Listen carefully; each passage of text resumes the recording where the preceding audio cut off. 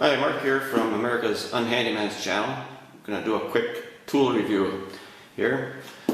Doing some tiling up here in our Four Seasons room, getting this floor done. Needed a tile cutting saw. I've used different ones in the past, the cheaper ones. And those are okay for the softer tiles and the smaller tiles. As I thought about this here, I better get a better grade one. Tiles I'm using now are porcelain. So it's a very hard tile. You can clank one around here a little bit.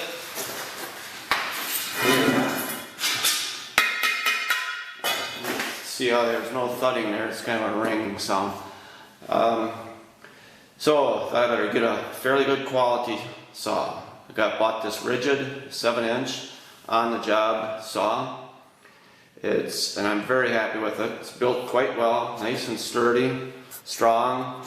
The fence here that they give with it is very accurate. It sits on there very straight and nice. The saw blade that came with it was very good quality.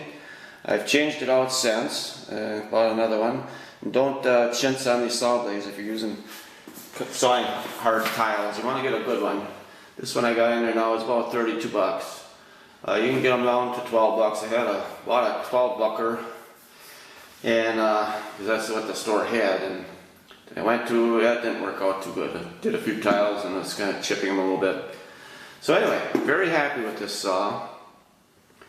The only thing I haven't found that I don't particularly care for, I'm right-handed, and as you can see, that's the on and off switch right there. It's, when I'm working, it's on my left side. So when I turn it off, or turn it on, with my right hand I feel like I'm groping around trying to find it.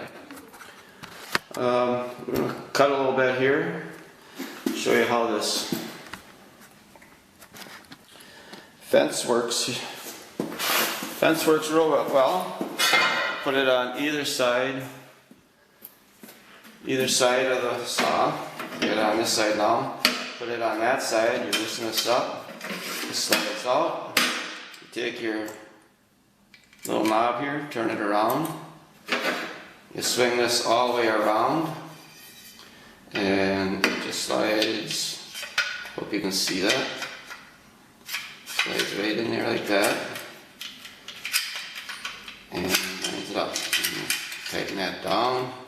And now you can put it on this. Your knob's out of the way. Just like that.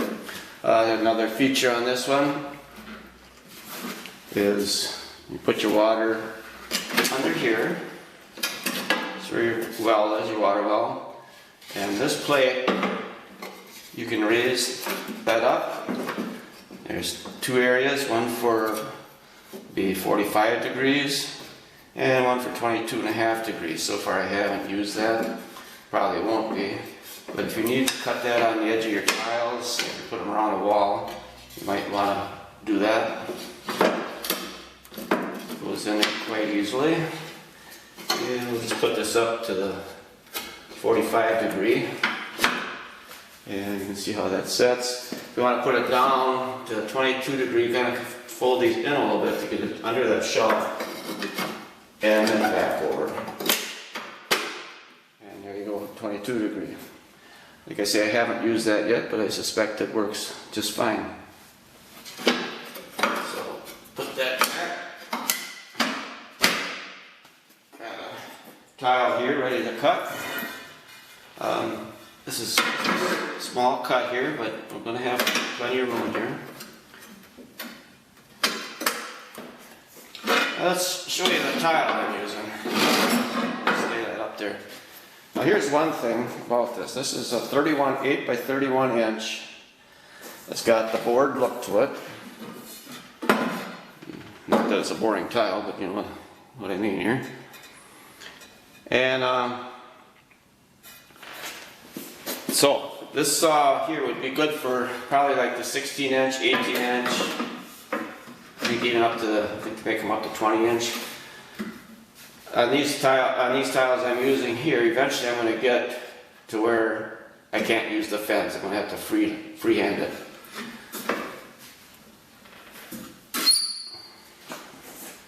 things I've seen is you turn this on, start running it, you're going to get some water out of there. Take a sponge, I've been using the whole sponge, but cut that down a little smaller, and you just put that in the way of the water, and it'll protect you from getting all wet. So we're going to run this board through there, just keep that out of there later now. Another thing, I'm going to cut the other end first a little bit.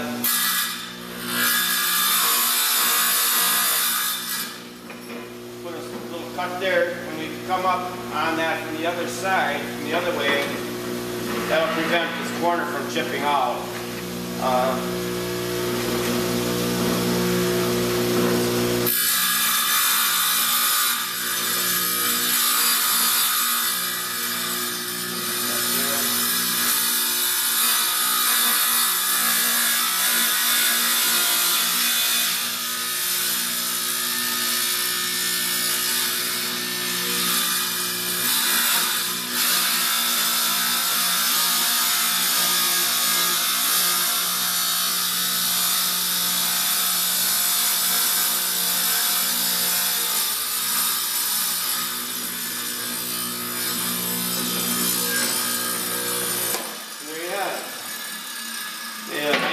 Went a little bit fast on that, but made a very nice smooth cut.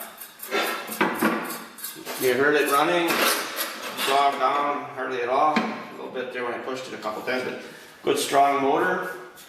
Very happy with the unit. I'd recommend this to anybody. It's 178 bucks at Home Depot. That's where I bought it from. Seems a little expensive, but in the long run, I think if you're doing a big job with these hard ceramic tiles, porcelain actually, it's worth it. It's worth the money. The thing is pretty stable. It's tighten down about that. Nice and stable. It's heavy duty. Nothing flimsy about it. Doesn't wiggle around. Holds the floor pretty good. It'd be nicer if I had it on the table, but working on the floor. And that's that. Let's take a look at what I've got done so far on the floor. Coming along pretty good. I don't get a whole lot done in one day, but it might be because I don't get started until about noon.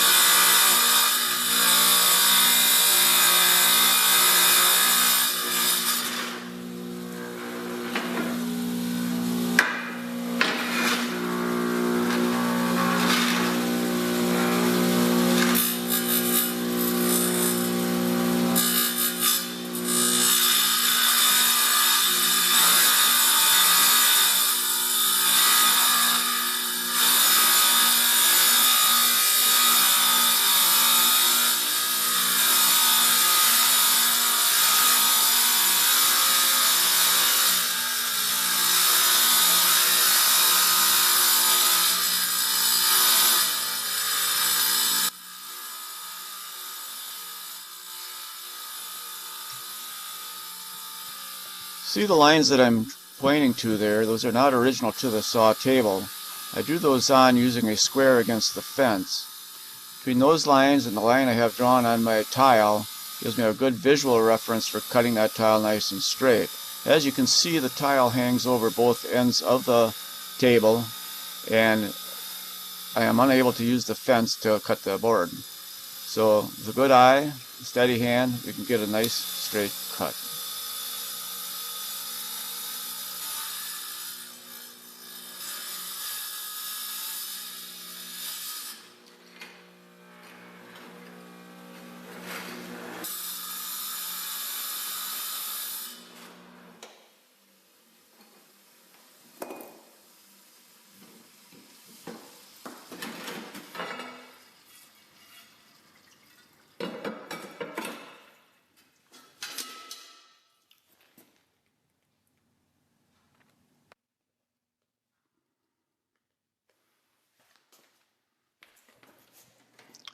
I also get this handy little mitering unit. It's built pretty sturdily, slides right on top of your fence. And it goes on a lot easier than what I'm making it look like there. Here we go. Set the angle that you need or want. Tighten it down. Get your tile in place. Make sure you got it set to where you want to start cutting. And here we go.